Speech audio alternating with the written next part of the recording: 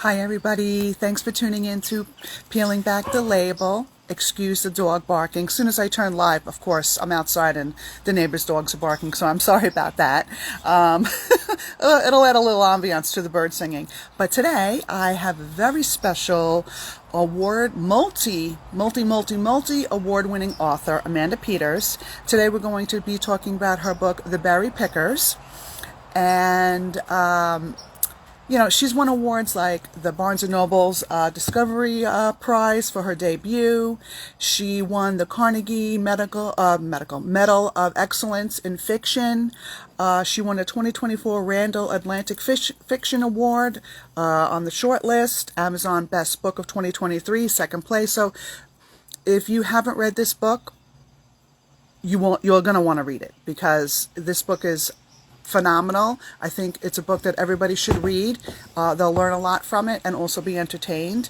Amanda is also an associate professor at Uni Nova Scotia, and she's just a phenomenal person. So let's get her patched in, and I can't wait to talk to her. So hold on, and I'll get everybody going. All right. Okay, so I'm just waiting for Amanda to press on the icon and ask to join live, and then we start talking. Oh, there she is.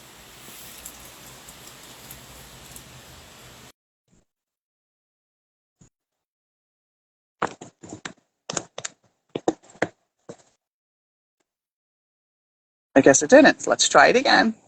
Sometimes the internet gods are just not nice to me, and they want to play a little havoc and get me going, but that's okay. Sometimes you need to be uncomfortable. It helps you be alive. It really does. It's all okay. I'm trying to accept you, Amanda, but it's just not letting me. It just keeps on going back.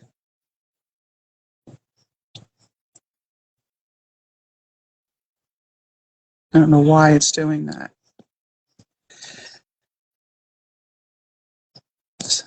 I'm trying to accept you. Go live with Amanda.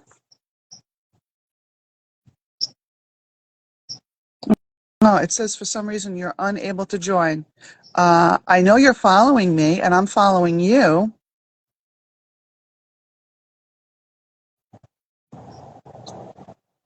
You know, I did an interview yesterday for a different. Ooh. Oh, there we go. Sometimes it just takes time. I was saying the internet gods sometimes want to play havoc with me, Yeah. but that's okay. It's good to feel uncomfortable. It makes you feel alive. Oh my. Thank you so much for coming on, Amanda. I told everybody, a little bit about you, how you're a multi award-winning author. I mentioned a few of them. You're an associate professor. It's like, what don't you do? And today we're going to talk about your book, The Berry Pickers. And I know your other book, the one with the short stories. Why is that not coming out? Like, how come the U.S. doesn't get it until 2025, but in Canada you guys already have it? That's not Oh, fair. that's my publisher's decision. Now the fire alarm is going off. See, I always have to wait till after 12, so the fire. But I guess there really must be a fire. So I'm outside. I love doing it outside. I'm going to be out here as long as I can. I mean, it's getting a little chilly now, but we'll see how it goes. But thank you so much for coming on. I appreciate it.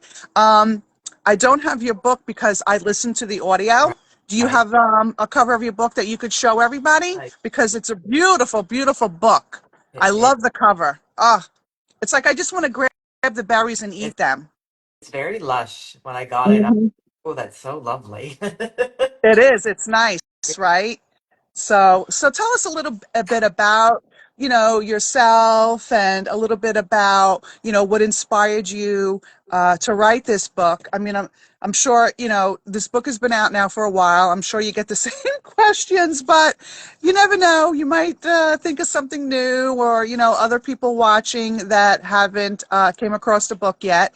And Right. there's plenty of people and even myself where I've watched interviews, never read the book, watched the interview, and I'm like, I have to go read this book now. Like I just got to go get it. So that's what I hope that will happen.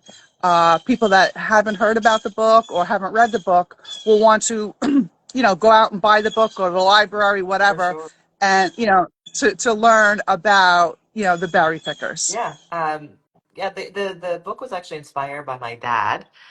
So my dad's family is Mi'kmaq, and I tribe up here in Eastern Canada.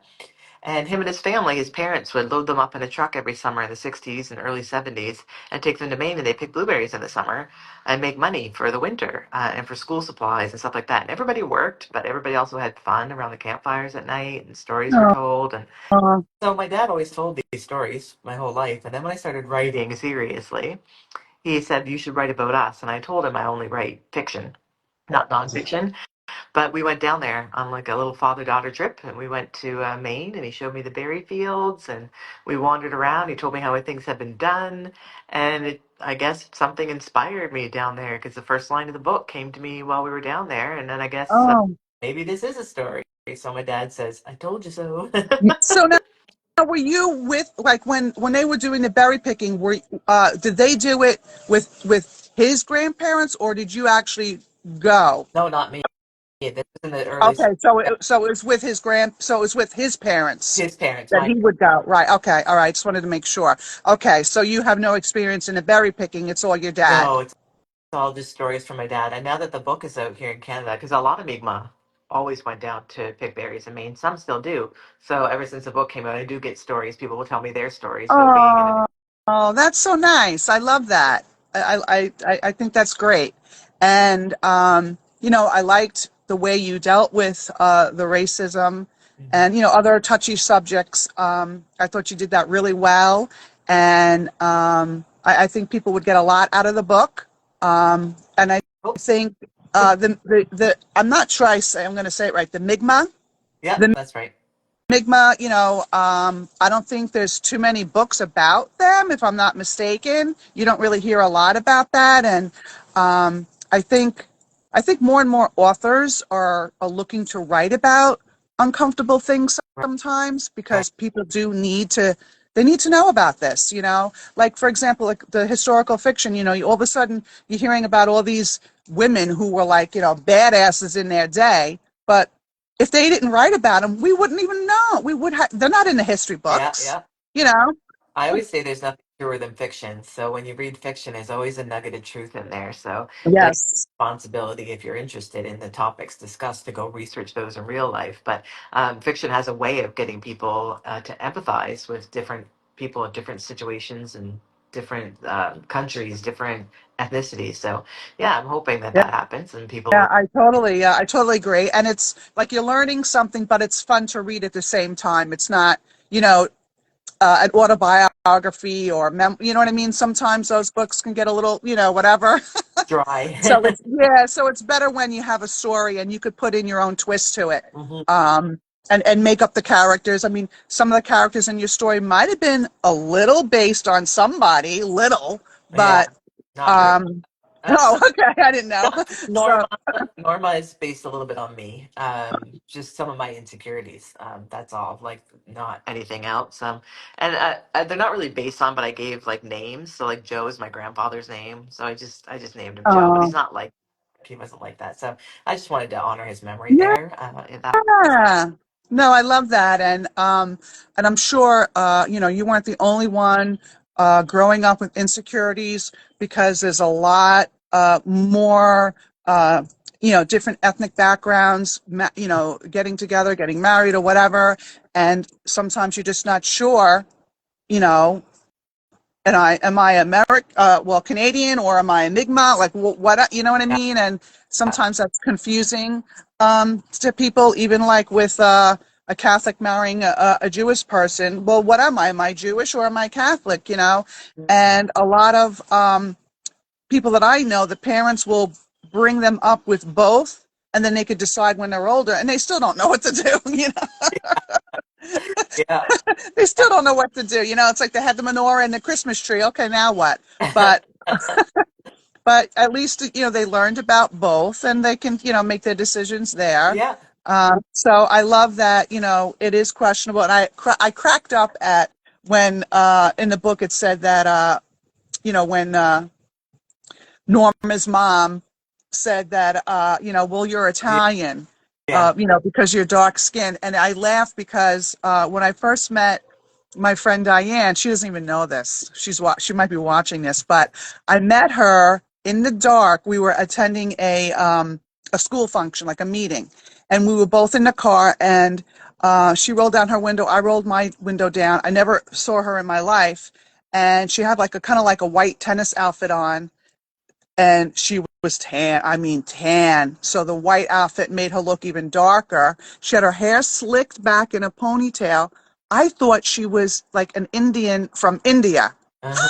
That's how dark she was, because, and again, it's dark and, no light, so I had no idea. But then I find out later on she's Italian. But I'm Uh, like, so maybe Norma's mom had a little bit of like, okay, the Italians, they do tan. yeah, trying trying to answer questions that she can't answer. So yeah, she's just grasping at straws, so to speak. Yeah, so I just thought that was so funny because I thought of Diane, because I thought Diane was a different from a different ethnic background when I saw her in the dark, because Yeah, she was so tan. right. But so I get it. And I did love the part with Aunt June, how she was kind of like her, oh, I know, like wingman to help Norma, and you always have to have that one person that's going to help. That. Yeah, So how? she was Tell me her a little bit. she needed that, right? Because her parents were not overly loving and they were kind of cold. So she needed someone to be able to talk to and to just listen to her and sympathize with her and love her still. So yeah, I liked Aunt June. A lot of people have told me they hate Aunt June. So Oh, really? yeah, they just Okay. up until they find out that she knew all along. Hmm. Um, they get quite angry with her and don't like her. And I was like, well, that's interesting because people have different perspectives and it's so interesting. Yeah, yeah. I think I think she should have known, that she should have helped her, and I like what she did, and helped her along the way, and I don't know. Everybody needs their own helper or angel or whatever you want to Yeah. call it in their lives. Um, so tell us a little bit about, like, all right. So you told us about, like, what kind of inspired you to write the book. Can you tell us a little bit more, like what made you decide to, like, I know you went to to the berry farms and everything, and you came up with the first line right there, but like what really like uh persuaded you in your mind that you want to do this, you want to write this Right. story? Well, originally I just wrote a short story Ah. called The Berry, and I kept getting it workshopped at like different residencies and stuff, the Banff Center in Alberta, and everybody kept telling me this is not a short story. This is a novel. This is not a short story. This is a novel. This is just the first chapter. And I was like, I can't write a novel. That's so hard. It's so big. So it's so intimidating. So finally, I was like, okay, let's see what I got. So I started to outline what it would look like as a novel, and originally it was just Joe's story. Ruthie Ah. wasn't the first last chapter. But there was like a nagging voice in my head said, "Let me tell my story. Let me tell my story. Let me tell my story." So I said, okay, maybe she does. So I tried to write a chapter from her perspective, and it just again, it was like, oh, okay, there is a story there. That's interesting. So then I wrote all of Joe's chapters and then all of Ruthie's, so I could separate their voices and keep them as distinct people. And then I put it together like a puzzle. Yeah. So it was very different than when it started and when it turned out to be. Yeah, so you're saying, you wrote like Joe's story, like totally separate from Ruth's, and then you kind of meshed them Yes. together. Now, is that a normal, like a normal process for an author? Like, I'm not sure. Yeah. Do they normally like write it all at once, or is it pieced together? I I think don't know. I think everybody's different. Yeah. I've heard I know writers who will cut out their scenes, all of their scenes, and put them on a wall, and then just Oh. around until they make sense. I've done that with the new one I'm working on now. I did that to see Oh. put them together, and it worked quite well. I'd never done it before, so I outline, like really outline, like get my paper down and outline. I don't keep to my outline. I let creativity take me where it will. Yeah. But I'm a very detailed outliner, so I think everybody has different processes, Hmm. but outlining and then completely ignoring it, pretty much. But at But least you know it's there. it, I can go back to it and say, hey, can I get this back on track now and stuff like that. But yeah, because the whole outline for the Berry Pickers was just Joe's story, and then I just so you never know. Just everybody has their different ways. I think mine because I really wanted to make sure their voices were separate, and I felt like I was trying to write Joe's chapters and Ruthie's first two chapters or so, and I was getting their voices mixed up in my head. So I was like, I can't do this. I have to just stick with one, and then I will finish that, and then I'll go back and stick with the other. Well, I enjoyed it that way. I Oh, really did. I did enjoy it how, you did mesh everybody together. It wasn't confusing. Like the way you did it mm, was it's nice because sometimes when you read a book, sometimes you can get a little confused right. and you're not sure who's who until like later on in a book. But right away, there was no, you knew who was who Hmm. right away. So kudos to you. And that's probably why you won all these awards because you wrote it so Oh, beautifully. thank you. Now, when speaking of the writing process, are you like a pen and notebook person, or do you like just do the computer? What is like your process type in terms of that, like actually getting it out? I'm a computer. I write on my computer, but I do have notebook with me at all times just in case I don't have my computer. And I have so many notes on my phone. When something strikes me, I just pull up my phone and just start typing with my Yeah, thumbs. And yeah. Yep. I do write the majority, most of it on computer, but I can't edit on computer. So I print it off when I'm editing. Yeah, I feel the same way. Even like if you just want to, read, edit a letter, Mhm. right? So I have to see it. Exactly. I don't know why, but That, it's just easier for me. Yeah, yeah. Yeah, so I print it off and I edit it that way with a red pen. So it'll be like massive things are crossed out, all new scenes, back of the pages. that's the teacher in Yeah, you. yeah, it's hard, but yeah. That's funny. Now, what else did I want to ask you? Hmm. Well, you kind of mentioned something else brewing. Now, you're not talking about waiting for the long night moon. This is a whole different Mm-hmm. book, Yeah, I'm working on a new novel. a whole novel. Okay, can you tell us anything about that, or oh, nothing? Just I'm just very superstitious because I've had ideas before, and as soon as I talk about them, they tend to go away, and I okay. just So get it's not in that. It's not like it's not. It's you're still writing yeah, it or in that kind of phase. It's not like it's at the editor. Okay, no, no, so I got you. no. I mean, the publisher. Happening now. My agent didn't even know about this novel until I finished the first draft.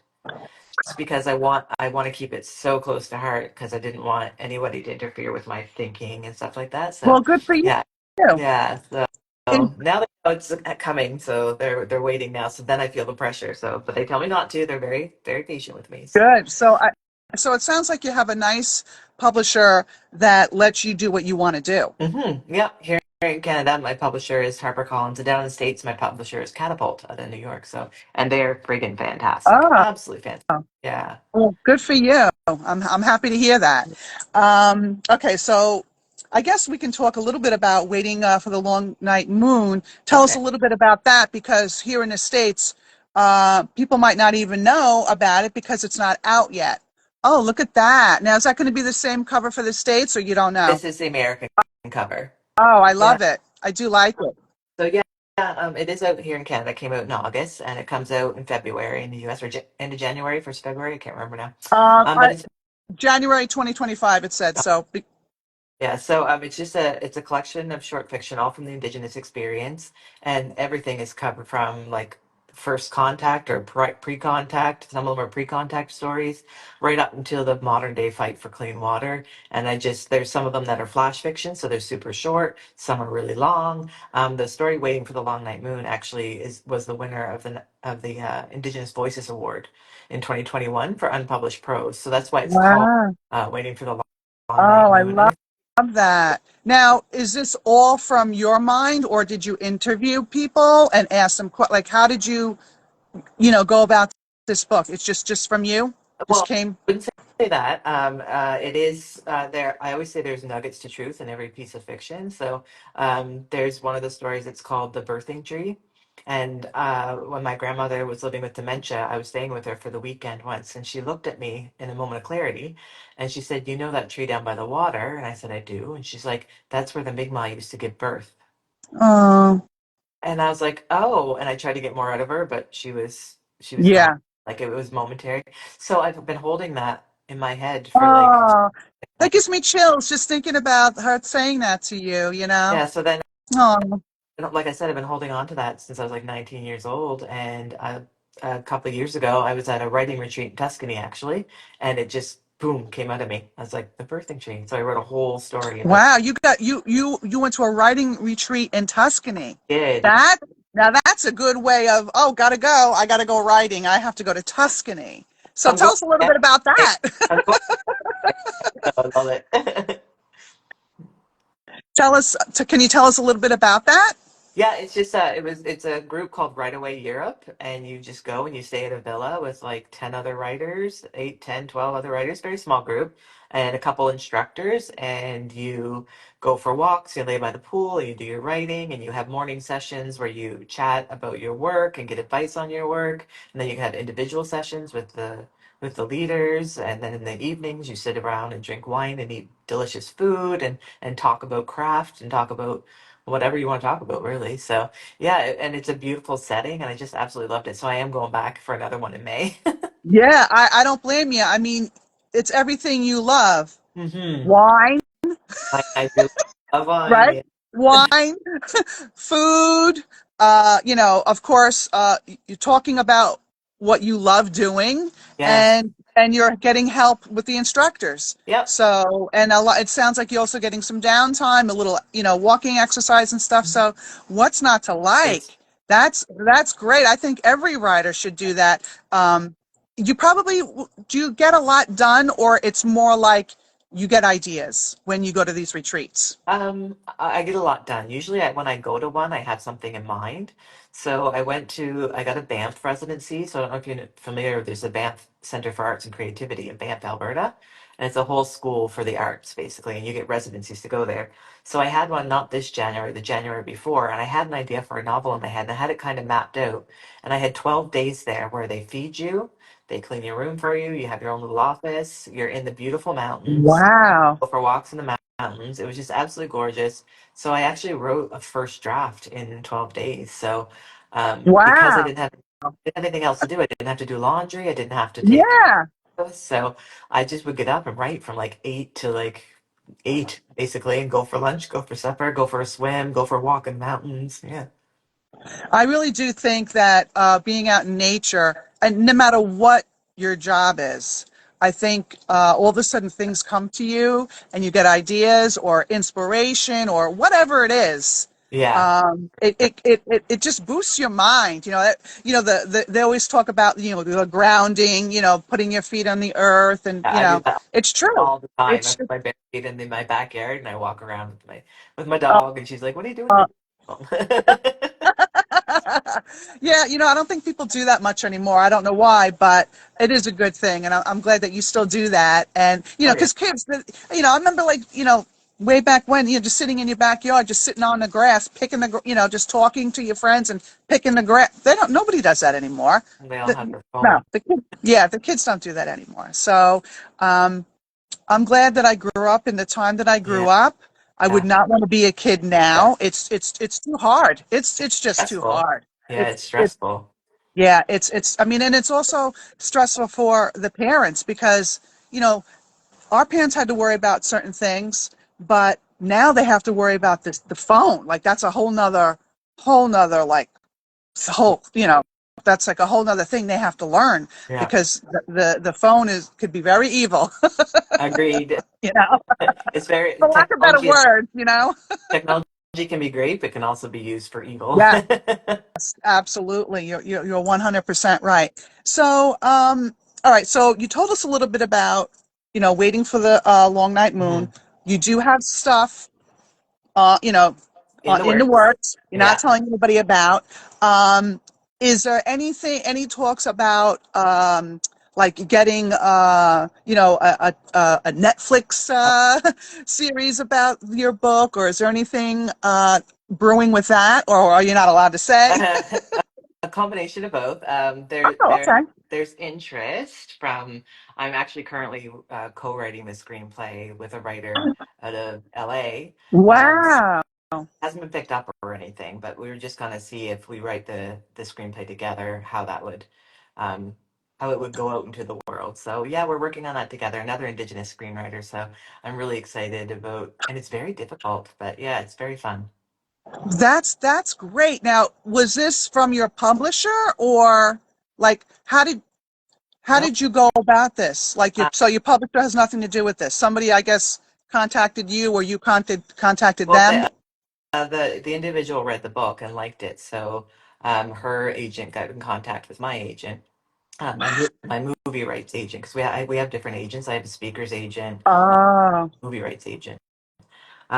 So she got in contact with her and said, "Would Amanda be interested in maybe working on this?" And I was like, "Heck yeah, that'd yeah, be yeah. fun." So Hello, sign me up. yeah, but I said I don't know if anything will ever come of it, but it's an interesting exercise and it's very difficult to take a first person narrative and put it into a visual medium. But yeah, it's fun to learn, I Yeah, guess, and give it a try. I mean, and we definitely need more shows like that. I do remember seeing not too long ago about well, you about I don't know what they say in in Nova Scotia where you are, but a tribe or a reservation. There was a show on. I don't know if you saw it, but it was about uh, the I don't know what tribe they were called or whatever, but it was about a group of boys Hmm. trying to do life. And I really enjoyed it. But, the stereotypes and what they have to go through and,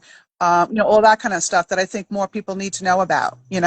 So I hope it becomes, something on TV Hmm. or a movie or whatever because they need I always going to say it wrong, the Yeah. Mi'kmaq, they need to be heard. Hmm. They definitely need to be heard, and I think it would be very interesting to watch and very entertaining at the same There's a time. And maybe you'll even get a part in it. no, thank you. There's a really amazing Mi'kmaq movie called Wildhood. Oh, Um, and I always recommend to people to watch that, and it's absolutely beautiful. And it was filmed here where I live, and there's my friend of mine is in it. It's a beautiful movie, but it's called Wildhood. a But Wildhood. Okay, I'm going to write that down so I know to check it out. yeah, Um, it's funny when growing up, my father's mother always said that she was part Cherokee. oh, doesn't everybody say Yeah, that? right. So my sister just, she just like that's it. So she like embraced the culture, bought all the dolls. I mean, she just, then of course, years later, the grandma's dead and we do ancestry. There's nothing to do with any kind of nothing. So I'm like, oh, what are you going to do with all those dolls? And he's like, I don't care. I still love all that. So, but I guess it was nice for my sister. It was nice for her to have those memories and that kind of stuff. So it's okay. And she still does look like she can definitely pass. Right. She definitely had the darker skin. Not now I'm like white as snow, but she took after my grandmother and my dad with the darker skin and stuff and the jet black hair and whatever. So, Uh-huh. but she enjoyed it. It lasted a long time, so I guess she probably still tells everybody she's part Cherokee. Oh no. So tell me a little bit about before we go, because we're probably going to get cut off. Hmm. What books are you reading now that you're enjoying? Like just for relaxation. Do you have anything on your night table Uh, or yeah, I just finished Pearly Everlasting by Tammy Pearly? Armstrong. Yeah, Pearly Everlasting is nominated for the Barnes and Noble Discover Oh, Prize, which I same as you. yeah, and it is absolutely a brilliant book. It is. I can't even say its praises enough. It's just so beautiful. And I also recently finished Real Ones by Katarina Vermette, who's a Métis writer up here in Canada. Ah, That was like absolutely brilliant. I read a lot of Indigenous literature because I teach that here. So um, ah.